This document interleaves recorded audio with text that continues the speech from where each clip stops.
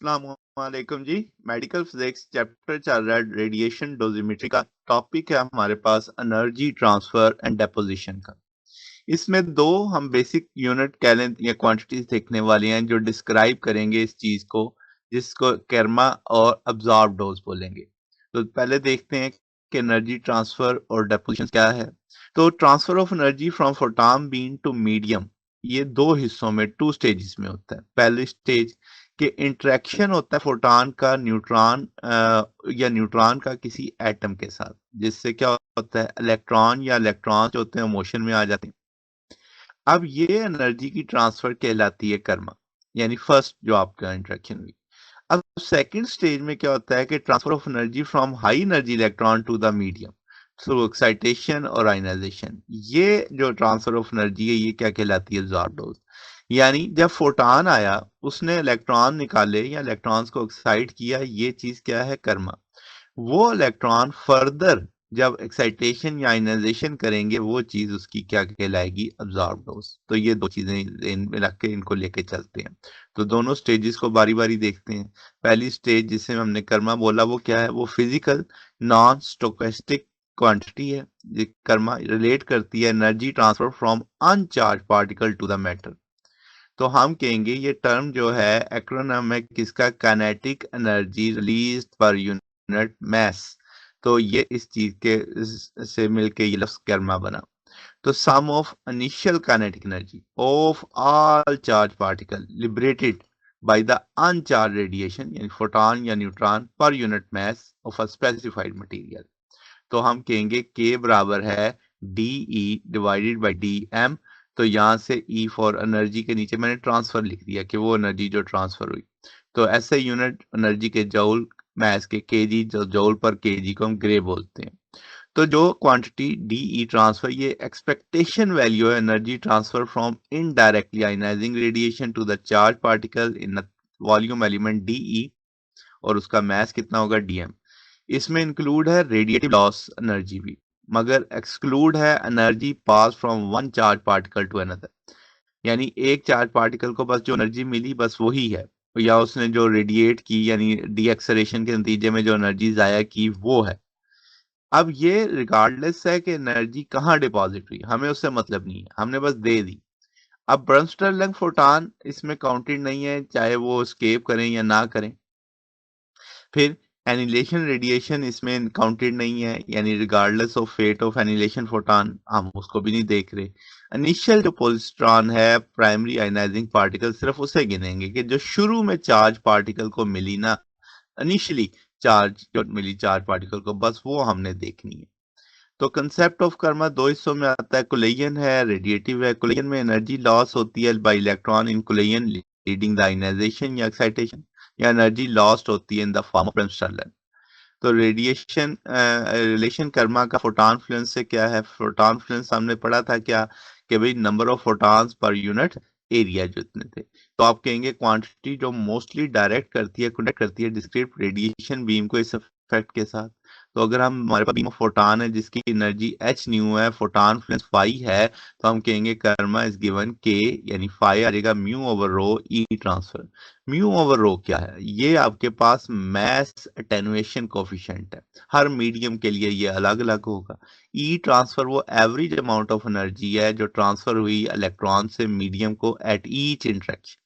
अब वो इंटरेक्शन हम पढ़ चुके हैं कैसे कैसे हो सकती है। तो जो प्रोडक्ट है फाइव म्यू ओवर रो का, वो गिव हमें क्या देगा, नंबर ऑफ फोटॉन देगा जो आपके पास पर यूनिट मैस यानी मटेरियल के या रेडिएट होंगे फोटॉन फ्लुएंस फाई, और एनर्जी ट्रांसफर जो कि average energy transfer to the electron by these attraction. तो अगर एक्चुअल जो इरिटेटेड मीडियम है there will be of course spectrum of photon energy, different तरह के होंगे। तो ये जो एनर्जी डिस्क्राइब है तो हमें उसके पैच बनाने पड़ेंगे, D phi H nu over D H nu. तो कर्मा को हम पैचेस में ले जाएंगे, तमाम पैचेस को फिर इंटीग्रेट करेंगे तो टोटल आ जाएगा जीरो से मैक्सिमम तक की एनर्जी को लेके। उसी तरह मैस कोफिशिएंट अटेनुएशन कोफिशिएंट को एनर्जी ट्रांसफर को ले लेंगे उस पैचेस के साथ, ओवरऑल सम करेंगे। तो सम ऑफ कर्मा जो तमाम फोटॉन का स्पेक्ट्रम है, तो इसे कैलकुलेट करना आसान है मगर मैयर करना क्या है, डिफिकल्ट। अब दूसरी जो चीज हमने पढ़ी वो अब्जॉर्ब डोज थी। अब वो जो इलेक्ट्रॉन निकले हैं वो अपनी एनर्जी डिपॉजिट करेंगे मैटर जहाँ से वो गुजर रहे हैं। तो उनकी एनर्जी जो डिपॉजिट होगी इलेक्ट्रॉनों की in displace in distance from the site of initial transfer of energy from the photon. यानी अगर आप इस तस्वीर को देखो तो ये वो फोटॉन था, यहाँ से वो इलेक्ट्रॉन गया, अब वो जा रहा है प्राइमरी आयनाइजेशन पार्टिकल यानी जो इलेक्ट्रॉन है वो आगे जाके फर्दर डिवीजन कर रहा है यहाँ पे। तो ये कुछ हिस्सा दूर यानी काफी थोड़ा फासले पे जाके हुआ। तो यही चीज यहाँ पे बताई जा रही है कि from the in a distance from the site of initial transfer of energy from the photon. तो अमाउंट ऑफ एनर्जी जो डिपॉजिट होगी इन स्मॉल मैस मटेरियल उसे हम अब्जॉर्ब डोज कह देंगे। तो इसे डीई बटा डीएम इसके यूनिट भी ग्रे ही होंगे। तो अब्जॉर्ब डोज जो है वो एनर्जी जो एक्चुअली रिटेन होगी मीडियम के अंदर, और ये किसकी वजह से हुई, आयनाइजेशन और एक्साइटेशन की वजह से, जो ट्रैक ऑफ चार्ज पार्टिकल के ट्रैक की वजह से।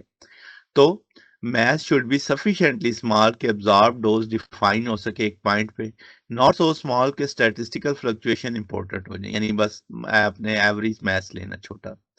अब इसके जो यूनिट है, ऐसे यूनिट तो ग्रे हैं, अगर दूसरे जो पुराने यूनिट थे वो रेड थे। अब हम कहेंगे कि इंट्रोडक्शन ऐसा यूनिट से पहले हम रेडिएशन डोज को मेजर करते थे red, radiation absorb dose. One red equivalent था किस चीज के अब्जॉर्ब डोज 100 अर्ग पर ग्राम अगर अब्जॉर्ब होता है, 1 जूल बराबर होता है 10⁻⁷ अर्ग, 1 kg होता है 1000 ग्राम। तो अगर हम इसे ऐसे यूनिट्स में शिफ्ट करें तो 1 ग्रे बराबर होगा किस चीज के, 100 रेड के। ये GRAY ग्रे है, इसका शॉर्ट टर्म GY लिखा जाता है। तो रेडिएशन का जो डैमेज है वो डिपेंड करता है absorption of energy from the radiation, और अप्रोक्सीमेटली प्रोपोर्शनल होता है mean concentration of absorb dose जो होता है रेडिएटेड टिश्यू में। तो ग्रे यूनिवर्सली एप्लीकेबल है तमाम टाइप ऑफ आयनाइजिंग रेडिएशन डोजिमेट्री में। अब आपके पास जो एक्सटर्नल फील्ड गैमा रेज हो, न्यूट्रॉन हो, चार्ज पार्टिकल हो, एज वेल एज इंटरनल जो डिपॉजिट रेडिएट न्यूक्लियाइड हो, सब पे ग्रे से ही मेजर किया जाता है।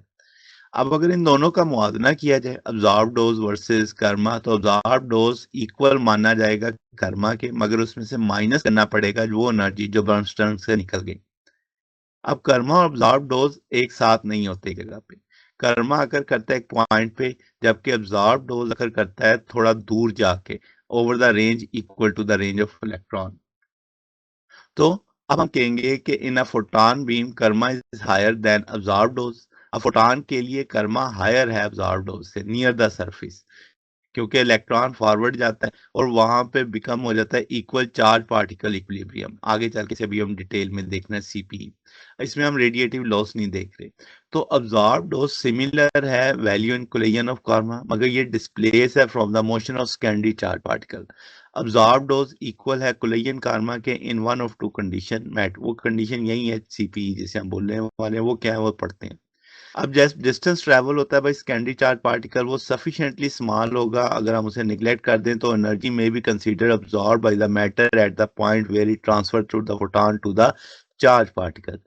अब कहेंगे ये कंडीशन नोन की जाती है पॉइंट डेपोजिशन ऑफ डोज, और ये अकर करती है for very low energy photon, जहाँ पे इमिटेड इलेक्ट्रॉन ट्रेवल करता है बेहद स्मॉल डिस्टेंस, यानी जहाँ पे फोटॉन मिला साथ ही इलेक्ट्रॉन निकला, साथ ही उसने एनर्जी डेपोजिट कर दी।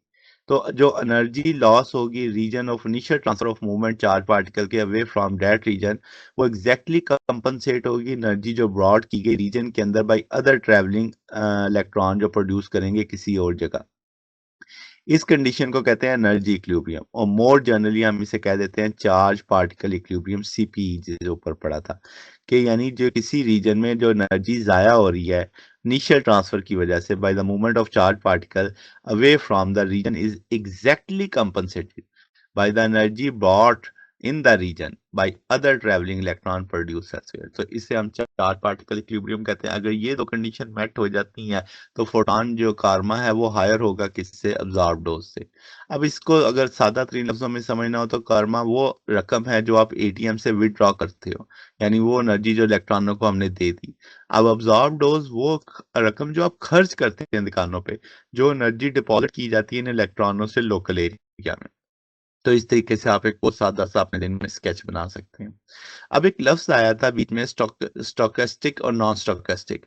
अब इन दोनों का फ़र्क क्या है? अब हम कहेंगे कि मेन मैकेनिज़्म है, इसमें म्यूटेशन होती है, डैमेज होती है कुछ सेल में, इसमें मैसिव सेल डेथ होती है और टिश्यू डिस्ट्रक्शन होती है। इसमें कोई थ्रेशोल्ड नहीं है, जितनी मर्ज़ी दे दो, इसमें थ्रेशोल्ड रिक्वायर होता है। ये इसकी प्रोबेबिलिटी इन इफ़ेक्ट्स की बढ़ती जाती है डोज़ के साथ, ये 100% होती है अगर थ्रेशोल्ड एक्सीड कर जाए। इंडिपेंडेंट ऑफ डोज है सिवियरिटी इंक्रीज, डोज सिवियर होता जाएगा, डोज बढ़ती जाएगी। तो ऑनसेट लॉन्ग टर्म इसके हैं, यानी काफी लंबे अरसे तक इसके असर रहते हैं। ये शॉर्ट टर्म होते हैं, मिनट्स के या वीक तक इसका असर रहता है। और एग्जांपल इसमें कैंसर और जेनेटिक म्यूटेशन हो जाती है, इसमें स्किन बर्न होता है, इसमें आपके पास स्टेरिलिटी सी होती है, एआरएस हो जाता है आपको। तो ये बेसिकली इसका दोनों का फर्क है। तो ये जनाब हमारे पास सोल्यूशन है। अगर आपको इसमें कोई बात पूछनी हो, डाउट हो, नीचे कमेंट्स में पूछ सकते हैं। वीडियो अच्छी लगी हो वीडियो को लाइक कीजिएगा, दोस्तों के साथ शेयर कीजिएगा। अब तक के लिए इतना ही, बाकी इंशाल्लाह नेक्स्ट देखेंगे। ओके, अल्लाह हाफिज।